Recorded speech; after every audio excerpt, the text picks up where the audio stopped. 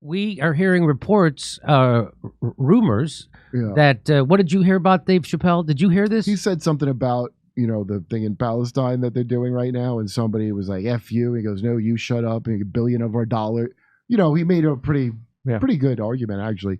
And it wasn't some overwhelming, they all hated him. It so was he like, was being, he was, so somebody was mad because he brought up Israel, Palestine, what's happening. Someone got mad. Yeah. He told him to shut up. Yeah, they had a little and back and they forth. had a little back and forth. And then they walked out of his show. Yeah, part of the crowd was yelling "Free Palestine," apparently. Also, really. Yeah, so it was They're splitting Dave Chappelle's audience. His crowd formed two states.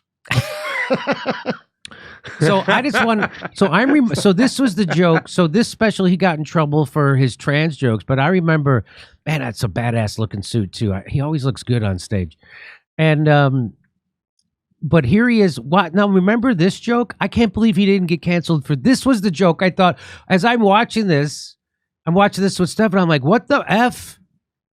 He can't. They're airing this on Netflix. Yeah. Watch this. This is what I'm talking about. And it made me think of an idea for a movie. It sounds dumb, but hear me out. Turn it up a little more. In my movie idea, we find out that these aliens are originally from Earth. That they're from an ancient civilization that achieved interstellar travel and left the Earth thousands of years ago. Some other planet they go to and things go terrible for them in the other planet. So they come back to Earth, decide that they want to claim the Earth for their very own. Pretty good plot line, huh? I call it Space Jews. And when his master granted him the freedom. How in the hell? That's the first part of the joke. There's another part coming. Yeah. How in the hell?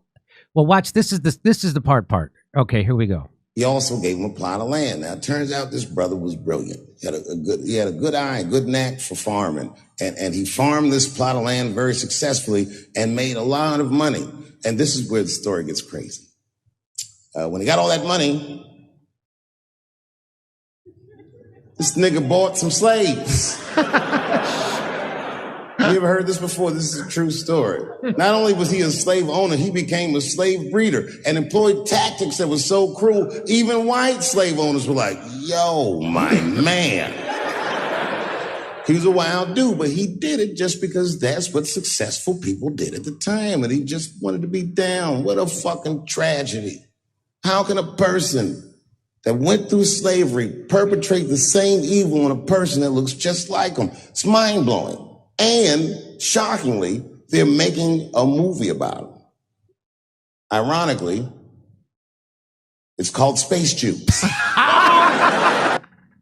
How did he get? Well, when did this come out? This is close to BLM. Look, close to when BLM started, who said we support Hamas up front, people that are shocked. That's when Jews are also another kind of white people. We're close to the BLM times in America. You're just another kind of white, okay? Now, as time has gone, and nobody's thinking about Gaza. Everybody forgot about that blockade the whole time all this stuff was going on with trans or whatever. And now that this is flaring up again after all these years of being mad about the trans jokes and not this joke, now this is flaring up again. So now the alliance that was not really firm other than mass corporate promotion of it is crumbling because a bunch of BLM and all the people of all those titles and that and Israel and Palestine, that doesn't really go together. And now it's coming out. Yeah, so that's so. And so now that might, like I said. So BLM is on the side of Palestine. They always were. And so all those people, I'm talking about Hollywood celebrities and what have you, who are on the side of BLM, are now, they're on the side of Israel. And so now it's really. The ones that are going to make it are. The ones who are, yeah. Go ahead, Craig. You want to say something? Yeah. No, I just laughing okay. about that. So that's what your woke is really Hollywood, the most propaganda, and this is breaking all. This is like during a strike. Yeah. Like where they tell them not to wear Halloween costumes or whatever for the strike. All kinds of nonsense. Jeez. So it's funny the nonsense that regular people have noticed for a long time is now making its way up to the different bubbles. Like it's spread to all the islands of reality. And that's what the exciting part is. That in the upcoming we're going to blow up, but it is fun to watch this part of it where all those things you knew were ridiculous for these people to act like they had a coalition watching that split apart. Wow. This is, I mean, I still can't get over this joke. That is In so, America, Jews are white people unless so they're in that is- trouble. If you're like when Sarah's like, "Oh, hey, I didn't know what I said about Joyanne Reed," like Yeah. she try to go back to. yeah. But even Whoopi Goldberg, remember, Whoopi Goldberg stuck with her comments that the Holocaust is white on white crime. She stuck with that going on another show to clarify. She stuck with. She Yeah. was like that Israeli ambassador talking about doing Dresden crimes. The way she stuck with that. So this stuff's splitting up now. Now you see the. So this is the end of woke, and the reason why he was able to get away with that joke. Your theory is that because White he's making people fun are of white bad, people, and yes. white people are bad, and Jews were white people according to the in that era in of America, and also trans was way more important than this at the time. If you Yeah. recall, Yeah. that was like there was nothing more important in the entire world in the entire world. than trans issues. So, I mean, it really is like magic to do one joke that can make people upset while they're upset about Yeah. this other joke. He also Chappelle's did the great. Saturday Night Live thing too, Kurt, too, as well. What? When he went after this, he did the Saturday Night Live thing where he went after Trump a little bit, kind of. Yeah, you And that got was it. kind of like when we saw that, it was like, okay, he's kind of caressing back the mainstream media now and He all those says what he executives. thinks. And No, I Dave says think- what he Yeah. thinks. I Yeah. think that I didn't see the whole his whole Saturday Night Live set, but I did see the part where he said that Trump was an honest liar, which made me pull my hair out because I've been doing a version of that joke for over a year before he did it on Mhm. Saturday Night Live, and now people are going to think that I'm piggybacking off his ideas when it was parallel construction. Oh, I would just drop it. And I'm not dropping that. Well, she's But- going to be president again. It looks like so. Yeah. So maybe it'll kick in. But Chappelle, that's what yeah. I remember about him doing on Saturday Night Live was he did. So you're saying, but Craig, you're saying he went after Trump on Saturday Night A Live? little bit. I mean, for me, I kind of felt when we saw that was like him retracting a little bit. Like, well, I'll go back to behaving somewhat. I won't go I don't craziness to think the it walls. was. I felt that way when I watched the whole thing. I thought it was ballsy of him Yeah. to say that Trump was an honest liar. Chappelle says what he wants. I mean, look, if you ditch unlike 50 Jon Stewart, Yeah. Chappelle had a $50 million contract and said, sayonara, I'm Sayonara. going to South Africa because I just don't like the vibe of this. And I understand. I didn't get it at the time. And I didn't realize that when he walked away from that contract that they told him that we'll make you look like a mental case before you they even. did. And they did. Yeah, and I thought He was a mental case for a couple of minutes before I understood how the business works. before I understood what was happening. Yeah, Jon Stewart probably just realized that he wasn't crazy just now with his $50 million. You mean he was after he went on Colbert and did the lab leak joke? No, after he got punked into doing that interview he didn't want to do with Condi and Hillary instead of running to Africa like a real man. Yeah. Yeah. It's tough, man. You can't have heroes in this world. You can't have heroes. Well, you just don't worship him as a god. That's my advice to everyone. Yeah. You can look up to people, but just know they're flawed. Everybody has huge flaws, right? Great men have great flaws. I don't even care if you're great. If you did a thing I like that thing you did. Yeah. If you do something that I hate why does everybody need to have their box of the good and bad people? We're going to do Star Wars forever? People need people to believe in.